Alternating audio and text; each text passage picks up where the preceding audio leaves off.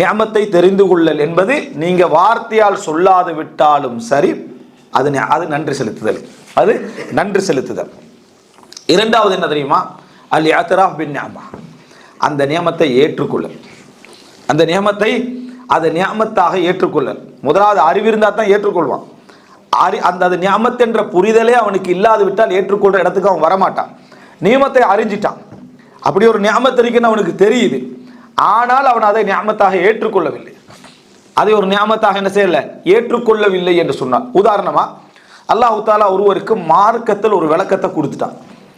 அவருக்கு அல்லாஹ் தொழுக, நோன்ப, ஜக்காத்த, ஹஜ்ஜ, தீனுடைய விஷயங்கள் எல்லாம் இலகுவாக செய்யக்கூடிய உணர்வையும் சூழ்நிலையும் அல்லாஹ் கொடுத்துட்டான். ஒருத்தர் சொல்றார், அவருக்கு உங்களுக்கு என்ன சிரமம் இருந்தாலும் என்ன கஷ்டம் இருந்தாலும் தீன்ல அல்லாஹ் உங்களை நிலைக்க வச்சுக்கிறானேன்னு சொல்லி, அதுல எல்லாம் நிலைக்க வச்சு இந்த உலக வாழ்க்கை எனக்கு ஒழுங்கா போகாம என்ன பிரயோசனம்? நீங்கள் தான் சொல்றீங்க, என்ன ஃபஜ்ருக்கு ஜமாத்து தொழுதா இந்த நன்மை கிடைக்கும், அசருக்கு அப்படி தொழுதா இப்படி நன்மை கிடைக்கும், இதால கிடைச்சா உங்களுக்கு பொருளாதாரம் பெருகும், சுபகோட என்னது ஜமாத்துக்கு வந்தீங்கன்னு சொன்னா என்ன உங்களுக்கு பொருளாதாரம் பெருகும், அல்லாஹும்ம பாரிக் ஃபி உம்மத்தி ஃபி புக்கூரிஹா, காலை நேரத்தில் பரக்கத்து கிடைக்குன்னு சொல்றேன். தொழாதவன் எல்லாம் நல்லா தான் இருக்கிறான், வணங்கிட்டா அவன்லாம் பரக்கத்தோட தான் இருக்கிறான். அப்போ எனக்கு இதுல என்ன நியமத்தை நீங்க கண்டுட்டீங்கன்னு அவர் கேட்டாருன்னு வைங்களேன். இப்போ இவருக்கு நியமத் தெரியுது, அவர் தீன்ல இருக்கிறார்னு அவருக்கு தெரியுது, மார்க்கத்தில் இருக்கிறான்னு அவருக்கு தெரியுது, ஆனால் அவர் நியமத்தை அதை ஏற்றுக்கொள்ளலை.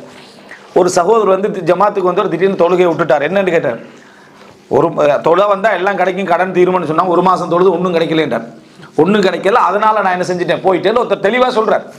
இப்போ இவருக்கு வந்து மார்க்கத்துக்கான வாய்ப்பு கிடைச்சும் அவர் அதை நியமத்தாக ஏற்றுக்கொள்ளவில்லை, அவர் நியமத்தாக ஏற்றுக்கொள்ளவில்லை. நீங்க பலரை பார்த்தீங்கன்னு சொன்னால் நியமத்தாக ஏற்றுக்கொள்வதற்கு அவர்கள் பல அளவுகோல்கள் வச்சுக்கிறாங்க. அதுல மிக பிரதானமாக எது வருமெண்டா துன்யால அள்ளி கொட்டுறது மட்டும்தான் அவர்கள் என்ன செய்வார்கள், நியமத்தாக நினைத்து வைத்திருப்பார்கள்.